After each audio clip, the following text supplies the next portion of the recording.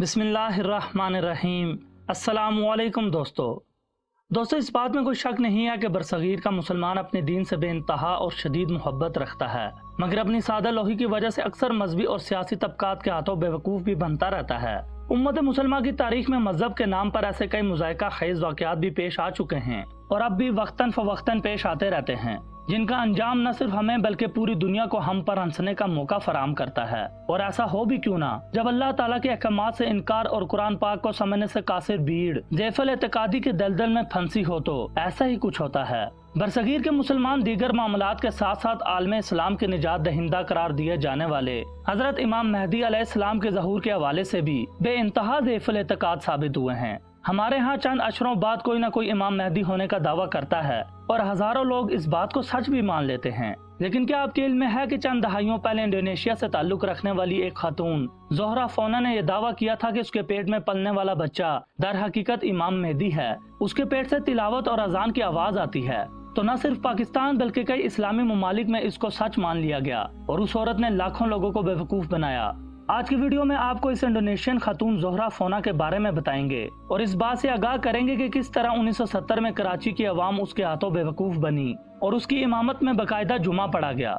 मजीद आगे बढ़ने से पहले नए दोस्तों से गुजारिश है कि हमारे चैनल को सब्सक्राइब कर लें और घंटी का बटन लाजमी दबाएं ताकि हमारी हर नई वीडियो सबसे पहले आप तक पहुंचे। चलिए बढ़ते हैं वीडियो की जानिब। दोस्तों, ये 1970 का तारीखी वाक़या है कि एक खातून के पीछे ज़ईफ़ुल एतकादी की मारी कराची के अवाम ने जुम्मे की नमाज पढ़ी। वो खातून खुद को इमाम मेहदी की वालदा कहती थी। वो खातून तब हुकूमत पाकिस्तान की सरकारी मेहमान भी थी। उस वक्त इंडोनेशिया में सदर सुहार्तो की हुकूमत थी और पाकिस्तान में जनरल याह्या खान का मार्शल लॉ था। इंडोनेशिया की खातून ज़ोहरा फोना ने इमाम मेहदी की वालदा होने का दावा कर दिया। उसका कहना था कि उसके पेट में परवरिश पाने वाला बच्चा इमाम मेहदी है और फिर कुछ यूँ हुआ कि वो लोगों को यकीन दिलाने में कामयाब हो गई। उसके पेट से कान लगाकर सुनने पर अजान और तलावत कुरान की आवाज आती है। कुछ ही अरसे में यह खबर इंडोनेशिया में जंगल की आग की तरह फैल गई। जब यह खबर इंडोनेशिया हुकाम तक पहुंची तो सबसे पहले इंडोनेशिया के उस वक्त के नायब सदर आदिम मलिक ने ज़ोहरा फोना को अपनी रिहाइश गाह में मद्दू किया और दौरान मुलाकात उसके पेट पर कान लगाकर अजान सुनने का शर्फ हासिल किया। इसके बाद इंडोनेशिया के वजीर मजहबी अमूर मोहम्मद डिल्फिन ने भी अजान सुनी और एक बयान जारी किया कि इमाम शाफी भी कई साल तक अपनी माँ के रहम में रहे तो इमाम मेहदी क्यों रहम से अजान नहीं दे सकते। उसके बाद तो गोया इंडोनेशियन हुकाम की ज़ोहरा फोना से मुलाकात के लिए लाइन लग गई। खुद सदर सुहार्तो और उनकी बेगम ने ज़ोहरा से मुलाकात की। लोगों ने ज़ोहरा को मरियम सानी का दर्जा दे दिया।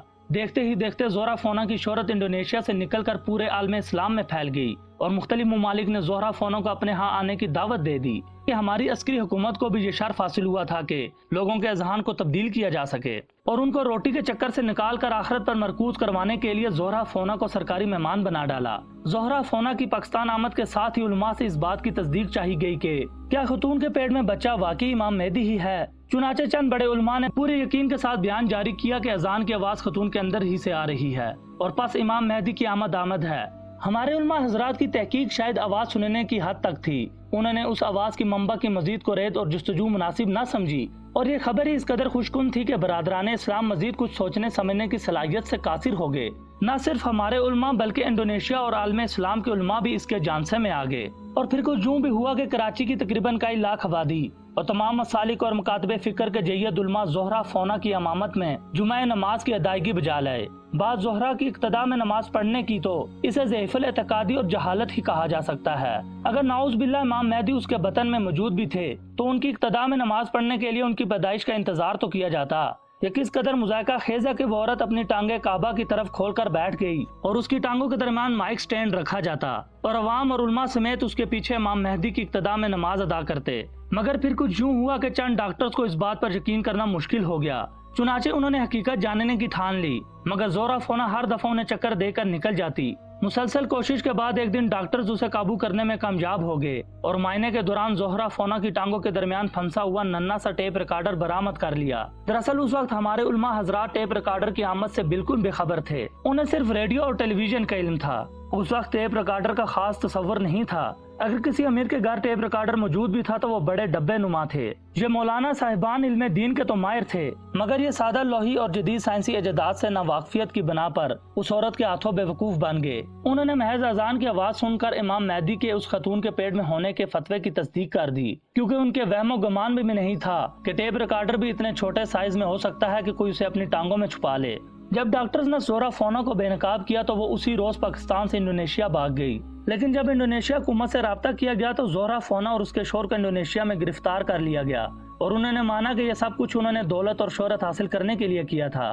दोस्तों, आज की वीडियो का मकसद किसी पर तनकीद करना हरगिज नहीं था, बल्कि ये नुक्ता आपको समझाना था कि एक सच्चे मोमिन के लिए दीन के साथ साथ दुनियावी उलूम भी किस कदर जरूरी हैं। इस बात की अशद जरूरत है कि हमारे उलमा कराम को इल्म दीन के साथ साथ जदीद साइंसी नजरियात और इजादात और उनके इस्तेमाल पर भी गहरी नजर रखनी चाहिए, ताकि कोई इन इजादात का सहारा लेकर सादा लो अफराद को दीन के मामले में बेवकूफ ना बना सके। इसके अलावा हर झूठी सच्ची खबर पर यकीन कर लेने की बजाय तहकीकात का दामन हाथ से नहीं छोड़ना चाहिए। अगरचे ये शदीद तरीन फितना था जिससे बर वक्त निजात मिल गई, लेकिन आइंदा ऐसे फितनों को जड़ से उखाड़ फेंकने के लिए हमें जदीद तकाजों के मुताबिक डलना होगा, ताकि हम दुश्मनों की साजिशों को उन्हीं पर लुटा देने की सलाहियत रख सकें। दोस्तों, उम्मीद करता हूँ ये वीडियो आपको पसंद आई होगी। वीडियो पसंद आई हो तो इसे लाइक और शेयर जरूर कर दीजिएगा। अगली वीडियो तक के लिए मुझे दीजिए इजाजत। अल्लाह हम सबका हामी और नासिर हो।